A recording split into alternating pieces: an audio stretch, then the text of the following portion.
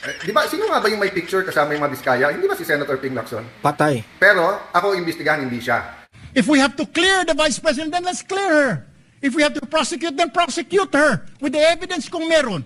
Not waste our time kung ano-anong sinasabi natin Oh, dito. ikaw ang naka-waste ng time eh. Dakdak ka ng dakdak yan sa mga useless mong pinagsasabi eh. I'm happy I finally heard Senator Judge Erwin Tulfo is concerned about the justice or injustice to Vice President Sara. That's good news. Regarding the waste of time here, sabi ni Senator Joker Arroyo, it is useless to argue a legal point with a non-lawyer. Ito na nga, grabe. Ang gulo-gulo ng Monday na impeachment trial ngayon. I think it's day 7. Grabe guys, nagkagulo doon sa Senado. Intro pa lang, grabe na ang debate. Grabe na ang dalakdakan doon eh. Itong si Senator Alan Peter Cayetano nagsalita rin sa kanyang social media. Ipapakita natin yan ha. Grabe rin. Si Erwin Tulfo, uminit. Wala namang point. Nagsalita rin si Robin Padilla patungkol doon sa fake news na ginawa sa kanya. Di ba? Ito yung panuuri natin kasi po grabe po ang mga maiinit na talakayan dito po sa panggigipit dito sa mga senator judges. Okay? Pero bago ang lahat guys, paki-like muna, paki-share itong video natin para kakalat ito sa taong bayan. Sa mga hindi pa nakasubscribe, subscribe na po kayo. Kasi libre lang po ang mag-subscribe, walang bayad yan, no? Kung bago ka pa lang dito, subscribe na po kayo. So eto, without further ado, ayan, unahin muna natin itong si Senator Alan Peter Cayetano. Play! Praise God, magandang tanghali sa inyong lahat. Kamusta po? Monday, 2 o'clock magsa-start po yung impeachment trial. Napaka-importante ng araw na to. As we always tell you, rules are rules, the Constitution is the Constitution. May technical rules because it's part of due process. So pag-uusapan po ngayon yung money laundering, yung Anti-Money Laundering Council, yung BIR at saka yung bank accounts, no? So just to refresh your memory and to tell everyone na mag-ingat kayo magtanong kasi sa mga panahon ngayon bawal ata magtanong, no? So let's start by praising God for a new week. Again, the biblical principle, kung anong itatanim natin, yan ang ating aanihin. Why are we fighting? Why are we struggling? Why are we asking for the truth, katotohanan? Why are we fighting for the Constitution? Bakit natin nilalabanan yung korupsyon? Kasi kung anong tanim natin ngayon, yan ang klaseng Pilipinas 5 years, 10 years, 20 years from now. So unahin ko yung bawal magtanong. So a few days ago, ang topic dito sa Senate nung Wednesday sa impeachment court is kung i-grant yung subpoena para sa anti-money laundering, BIR at sa mga bangko kahit na 20 years, kahit na nung hindi pa Vice President. So sa vlog ko, gumamit lang ako ng example. Sabi ko, example, si Senator Lacson, tumaas ang salin. Si Senator Erwin, tumaas. So just because tumaas, ibig ba sabihin, pwede mo nang pakuha yung BIR, yung AMLA, at saka yung bank accounts. Diba? I was giving an example. Yan. I wasn't saying there is anything wrong. Natatamaan I was sila. taking an example kay Senator Erwin na may broadcast journalist na nagsabing, hindi daw ganun kalaki kung sa media lang. So sinabi nga niya, real estate. Kung real yung real estate nilang dalawa, good. Hindi yun yung tanong ko eh. Ang tanong ko, would it be fair to them na without any more allegations, sabihin lang bakit tumaas ng ganun, kukunin mo na yung AMLA, yung checking the sound lang po, yung AMLA, BIR and everything. Pero yun nga, meltdown na eh. No? Pero huwag kayong mag-alala po sa akin, prayers lang po kasi kailangan ituloy natin ang laban. Correct. So today, ang news, sinabi ng DPWH Secretary Vince Dizon, verify nila pag may ghost. I hope hindi siya magpa-pressure and I hope he tells the truth because 3 beses niya na sinabi sa akin na verify nila at walang ghost sa Taguig. So nung nung nangyari to, wala pa siya sa DPWH if I'm not mistaken. When he was in the DPWH na, budget hearing dito, sinabi ko, Sec Vince, ba't hindi mo pakuha sa cellphone lang? Picture lahat ng project. Simulan mo sa 2025, 24, 23, pabalik. Para kung sa cellphone pa lang bayad na, pero walang project, ghost na yon. Umuo siya. Pagdating sa floor, finalo up ko, tinignan niya makasama niya, pinagawa niyo na ba? Hindi pa daw. Pero sa Taguig, ginawa na. So nung nagbisita siya, tinanong ko pa ulit, kasi nagtanong staff niya, Sir, anong magagandang projects? So binigay namin. Tapos sabi ko, anong bibisitahin niya? Pareho kayo, sir, gusto niyang bisitahin yung mga projects na either na-stall o may problema kasi nandito siya para ayusin. That's why I admire him. because he's a Mr. Go Get It, Mr. Fix It. Pero nagtataka ako ngayon, nung sinabi ni Senator Ping na may ghost, biglang, I will verify. Samantalang verify na nila at sinabing wala. Ganon din ang NBI. Confidential ang verification, pero tuwing punta kasi nila, whether it's the Purok leader, the Kagawad, whether it's the church people, sinasabi, sir, may pumunta ditong NBI. This was last year. So, wag po kayong magulat.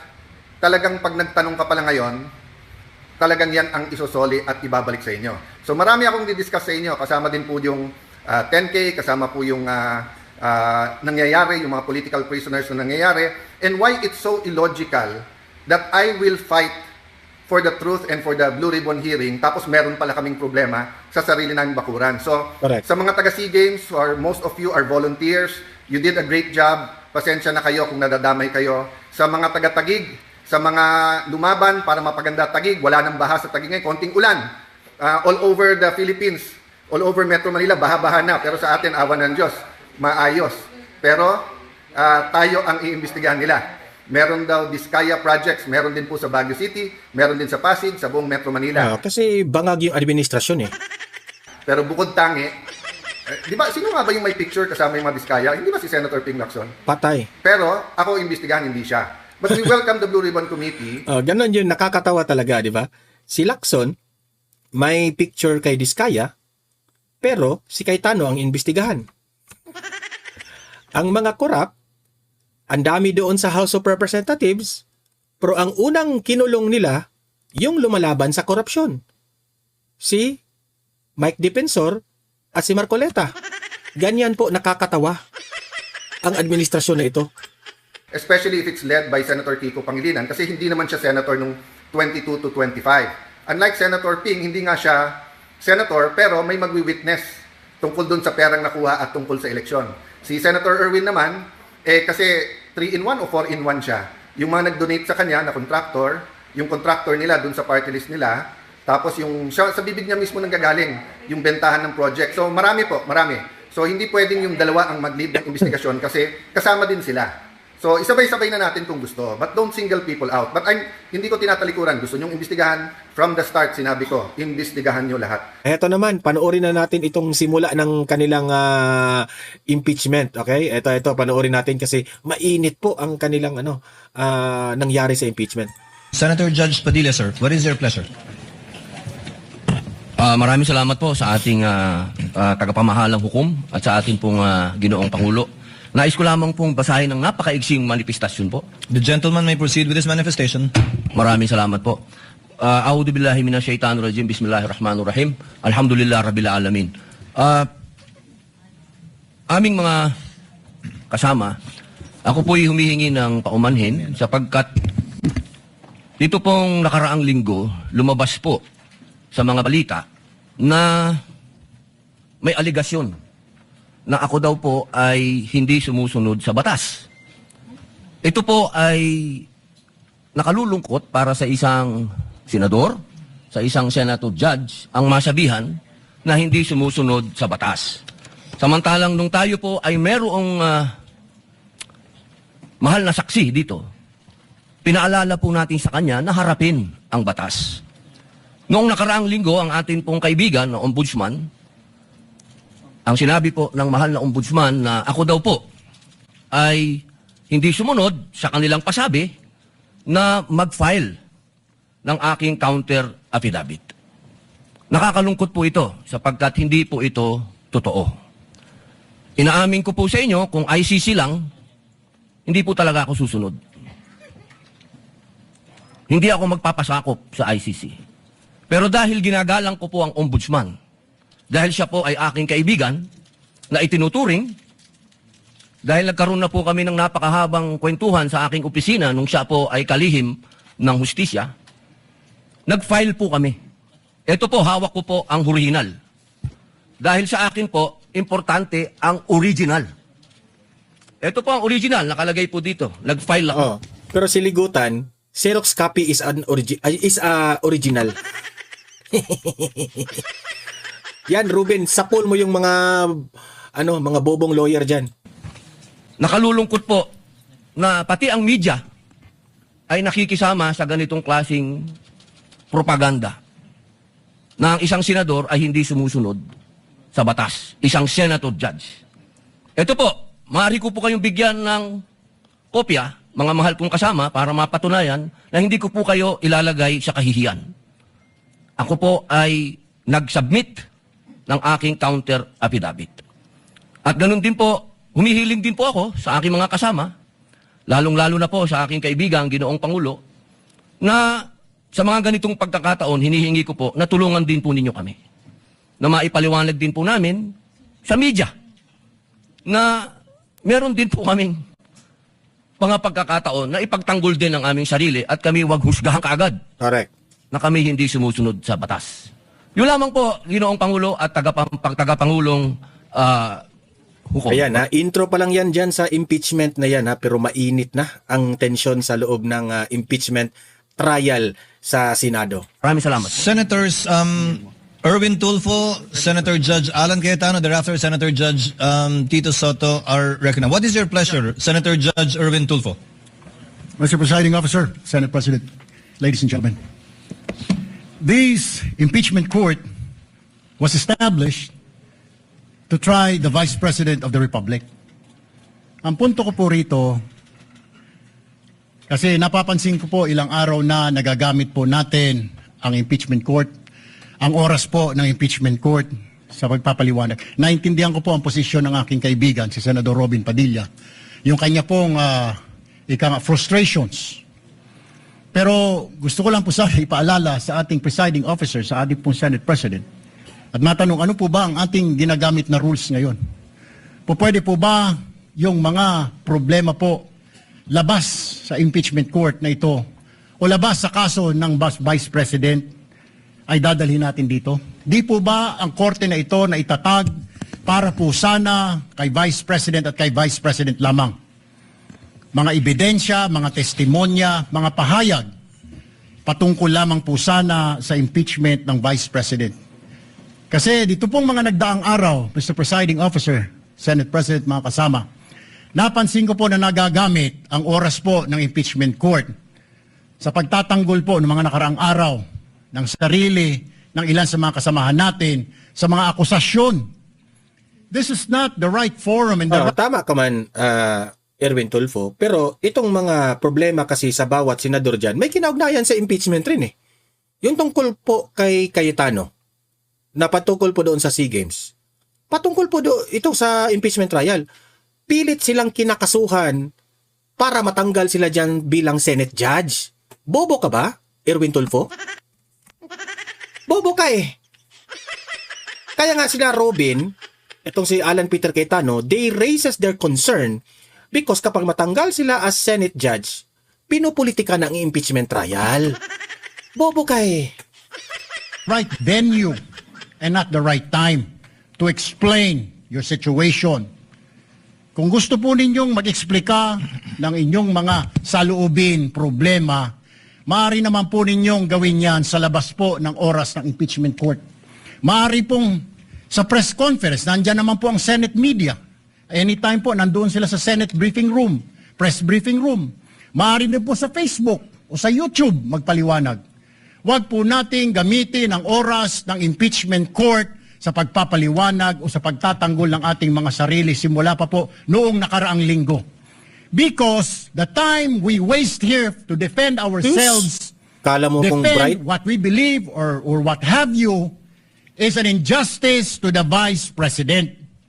Yung oras po na ito dapat ilaan natin sa pakikinig sa depensa ng Vice Presidente, sa mga akusasyon laban sa Vice Presidente, hindi po pagdidepensa sa mga sarili natin kung tayo inaakusahan ng kung anong mga ahensya, kung tayo po ay may mga kaso, may mga May investigasyon. kinaugnayan nga yan. Kasi gusto silang matanggal as senator judge. And bilang senator judge is all about impeachment trial. Bobo ka? This is not the right forum, Mr. Presiding Officer, Mr. President, Senate President. This is not the right place. This court was established, was created, the impeachment court, OA mo? for the Vice President and Vice President only. This should be her time. This should be her forum, not our forum here na ilabas natin ang saloobin natin, mga sagot natin sa mga akusasyon, mga kaso laban sa atin. And this is not also the time, Mr. President, Mr. Presiding Officer, na hanapin yung mga kasama nating nawawala, nakakulong, dapat po doon sa Senado natin, sa sesyon natin, and not here in this court, Mr. Presiding Officer, Mr. Senate President. Kaya pakiusap ko lamang po sana sa ating mahal na Presiding Officer and Senate President, let us follow the rules. May rules ho tayo. Kung hindi naman ho patungkol sa Vice President na sasabihin natin, hindi naman po patungkol sa depensa o prosekusyon ng Vice Presidente natin, then wag na ho natin payagan na magsalita pa po dito because nasasayang. Because every minute, every hour that we waste away from the defense or from the prosecution of the case of the Vice President, it is injustice.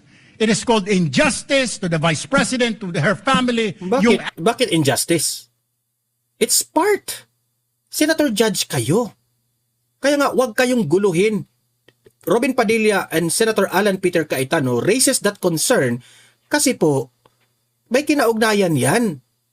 Nanganganib po sila, nakasuhan, tanggalin, makulong sila, edi goodbye na sila dyan sa bilang Senate Judge. Makasarili ka kasi. Kasi ikaw hindi ka natatamaan kasi yung administrasyon kampi sa'yo. Gago ka, Erwin. Anguish, yung kanyang sama ng loob, yung oras Makasarili na nun nakabinbin ang Makasarili ka rin Erwin kaso na ito. Let us do this impeachment trial as quickly as possible. If we have to clear the Vice President, then let's clear her. If we have to prosecute, then prosecute her with the evidence kung meron.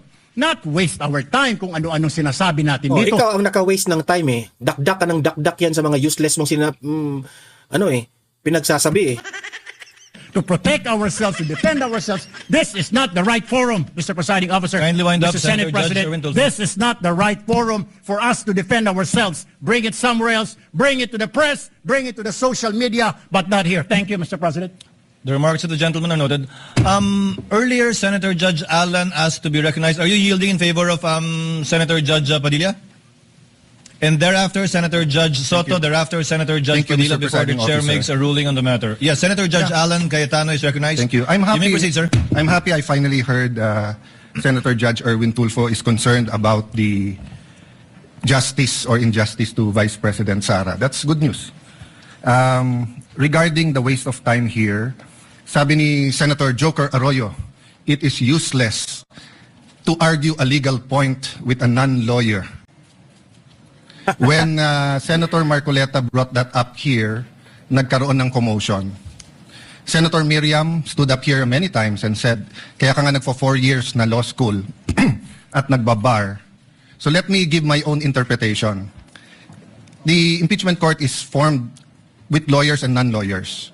And we interact, and it's for everyone, and we're equal.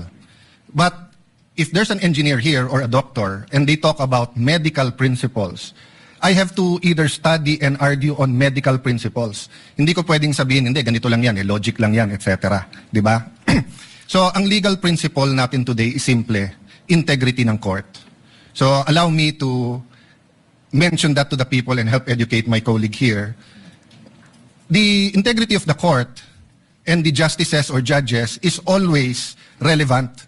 So if the Supreme Court or COMELEC, Court of Tax Appeals, Sandigan Bayan is being heard, and the judges are being threatened, you give them time. So we cannot take the impeachment out of context. May nangyayaring flood control scandal, may nangyayaring gulo sa Team Unity na hindi na united ngayon.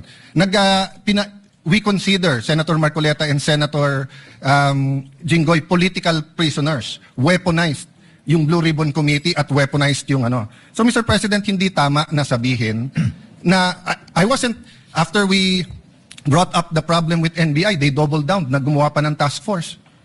I mentioned 2 colleagues sa SALN, I didn't accuse them. Sabi ko lang, just like Vice President Sara, just because tumaas ang SALN, can we already ask for the BIR, for the AMLA and the bank accounts? So sabi ko, yan ang i-discuss namin sa Monday. Nag-react na, nag-accuse. I did not take up your accusations here today. Si Secretary Vince Dizon, 3 beses na nag-verify sa Taguig, sinabi na 3 beses na walang ghost. Ngayon, i-verify ulit. I wasn't going to bring that up, but then i-question ninyo si Senator Padilla. It was all over the news na hindi niya inintindi or he snubbed the ombudsman. I was going to stand up before Senator Erwin stood up just to say, may registered mail. So nung una pa lang, 5 minutes si Senator Tulfo, so I'll take the 5 minutes also if you don't mind. The gentleman may proceed Yes. and kindly be mindful of the time. Yes, I will now. So I'm just saying, Senator Padilla just stood up to say, sumusunod siya sa batas. Tapos, kaya humaba to, dahil nga, hindi importante ata dito yung integrity ng judge. Lastly, kaya sinabi kong it's useless to argue a legal point. Ilang beses ko na narinig dito, it's our job to clear or prosecute the Vice President. Hindi po. It's our job to try and to decide. It's the prosecution's job to try to prosecute, and it's the defense job to convince us na wala. Our job is to try and to decide. And when you decide, you acquit or you convict. Why is that important? These are legal terms. Hindi pwedeng yung nanonood na law student ngayon sasabihin, trabaho pala ng judge to clear or to prosecute. Thank you, Mr. Presiding Officer, Mr. Senate President. Thank you, Senator Judge Alan Cayetano. His remarks are noted. Senator Judge Soto, thereafter, Senator Judge Padilla, thereafter, the presiding officer shall make a ruling. You may proceed, sir. You have 2 minutes. Yeah, thank you, Mr. President, the presiding officer. I do not have 4 years of law, but I have 29 years of lawmaking. And I move that the manifestations of that we have heard Ipinagmayabang mo yung 29 years mo na wala ka namang ginawa. be referred to the Senate proper. We will act on it at the proper time, Your Honor. Thank you. Yabang. Your remarks are noted. Senator Judge Padilla is recognized. You may proceed, sir. You have 2 minutes. Maraming salamat po, aming tagapamahalang hukom. Ito pong kasuotan natin sa mga oras na ito, hindi lamang po ito nire-represent ang impeachment ng ating pangalawang Pangulo. Ang nire-represent po nito ay ating karapatan bilang mga Pilipino at unang-una na ang due process. Ito po yun ang ibig sabihin. Kaya ikaw ay pangalawang Pangulo, ikaw ang Pangulo, ikaw ay Senator Judge, ikaw ay magsasaka, ikaw ay mangingisda. Kailangan may due process. Yung pong nangyari sa akin, na ako po ay nahusgahan na kaagad, bilang Senator Judge, ang pinaglalaban po natin, integridad ng korte na ito at ng mga Senator Judge. Kaya sana po wag nating kalimutan na ang bawat Pilipino ay may karapatan, lalong-lalo na sa usapin na ikaw, ako, sa oras na ito, ay Senator Judge. Yun lamang po, napakaiksi lang. Due process, mga mahal kong kaibigan, mga mahal kong kababayan, maging prosecution, maging defense, sa ating lahat, wag nating kalimutan, pantay-pantay tayo sa batas. Maraming salamat po. Senator Judge Pangilinan, what is your pleasure, sir? Yes, just a very quick manifestation, Mr. Presiding Officer. Earlier, former Senate President Soto moved that these matters be referred to the Senate. This is President, actually, during the Estrada impeachment trial. The father of Senator Cayetano, Alan, Senator Rene Cayetano, made a manifestation regarding a case that was supposedly being prepared, a criminal case to be filed against him. It was raised in the impeachment court, but ultimately the impeachment court agreed that the manifestation was referred to the Senate as a legislative body. So there is precedent for this. Yes, the court allowed then Senator Rene Cayetano to make his manifestation, but eventually it was resolved that the matter be referred to the Senate as a legislative body. So we move for the previous. Yes, we call for the previous question, Mr. President. Senator Judge Cayetano? I think the presiding officer ruled that we will take it up later on, but if Senator Judge Pangilinan will insist, then I have to object on a point of order. Rule 6 says, the last part, the provisions of the rules of the Senate and the revised rules of court shall apply suppletorily whenever applicable. And in the rules of the Senate, whenever the senator feels threatened or anything happens, whether pinatayan ng aircon, whether may nakatutok na barel or sinaran ng pinto, he can rise on a point of personal and collective privilege. We didn't do that para umikli. Now, if we're going to argue today, rather than ask them about due process, with a simple manifestation from Senator Padilla na hindi totoong binabastos o binabaliwala ang ombudsman, registered mail lang, kaya hindi pa nadagdag. So, hindi kami ang nagwe-waste ng time. We can have a caucus, we can talk about it. You wanna debate that now? With the permission of Senator Judge Pangilinan, to abbreviate the proceedings, May I just, Mr. President, because I was alluded to, Mr. President. May I just very quickly, Mr. President, Rule 6 on... you may proceed, sir. Thank you, Mr. President. Rule 6 of our impeachment rules, Mr. President, which was quoted by Senator Cayetano as being suppletory. Mr. President, that refers to evidence, rulings on evidence in the impeachment trial. It does not refer to privileged speeches. Therefore, the suppletory nature of the rules of court, as well as the Senate rules, refer to matters pertaining to evidence and no other, Mr. President. But in the spirit of liberality, we will allow that. That's precisely why we did not object when he spoke last week. But let us not abuse the liberality of this court, Mr. President.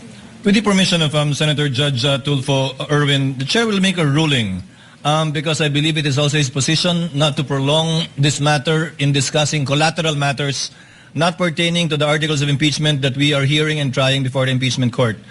The chair rules that the manifestation of Senator Judge Padilla shall remain in the records. We cite as a precedent to the precedent mentioned by Senator Judge Pangilinan, where the speech of the late former Senator Rene Cayetano was not expunged from the record, but referred to the Senate Senate as a legislative body where it may be taken up. I ask the indulgence of the parties to this case. Wala po kasi kaming sesyon. Ito lang po ang pagkakataon na nakakapagsalita at nagkikita-kita kami habang recess kami. Pero umaasa ako, within hearing distance of my colleagues, na kapag ka nag-resume na po ang Senado sa susunod na linggo matapos ang sona ng Pangulo, may pagkakataon na po ang bawat miyembro ng Senado bilang senador, hindi bilang senator judge, na mailabas yung mga hinaing o anumang nais nilang sabihin kaugnay sa anumang nagaganap o nangyayaring hindi tama sa kanila o ginagawa laban sa kanila. And that I think is the proper forum for us to ventilate, discuss, look into, and if necessary, investigate the allegations and their accusations against senator judges in their capacity likewise as senators. So ordered. What is the pleasure of Senator Judge? I will just manifest, I correct myself, it was stamped, not registered mail. And since I agree with the ruling, I will not anymore argue the other rule that correlates with Rule 6. Thank you. Thank you, sir. Noted that it was stamped. The Senate President, thereafter, Senator Judge Erwin Tulfo. Thank you, Mr. Presiding Officer. Hopefully we can move on after the manifestations of the gentleman. Let me appreciate and thank the ruling of the Presiding Officer to refer the At last, nagsalita ka na. At last, hindi ka na flower-based dyan. manifestations as well as the comments of our colleagues to the Senate acting as a legislative body. 8 days na lang po ay magko-convene na ang Senate at doon rin ho natin pag-uusapan itong mga mahalagang bagay na pag-usapan ho natin ngayon at kanina po ay narinig ko po yung komento ng ating kasamahan si Senator Romy Padilla at ito po yung mga bagay na dapat rin po nating talakayin pag nagbukas na po ang Senado in 1 week's time. So with the indulgence of our colleagues, importante ho yung oras ng trial sa mga darating na panahon. Nasabi ko nga nung mga ilang araw na mahaba pa yung ating dadaanan. Ito ay 7th day pa lang out of the 102 days na dadaanan ho natin. Kaya bawat oras, bawat segundo ay napakalaga. At nagpapasalamat po ako sa ating mga kasamahan dahil po sa kanilang masusing pag-participate ho dito sa ating impeachment. Pero dadating rin po tayo doon sa pagtatalakay nitong mahalagang issue pagbukas po ng Senado. Maraming salamat, Mr. Presiding Officer. Senator Judge Erwin Tulfo, briefly, sir, so that we can proceed to the matter on hand. Very quickly, Mr. Presiding Officer, can we start now, sir? I was about to, sir. Thank you, sir. We wasted 26 minutes for nothing. Thank you po. Proceeding now to the matter on hand. The presiding officer already made the ruling, referring it to the Senate as a legislative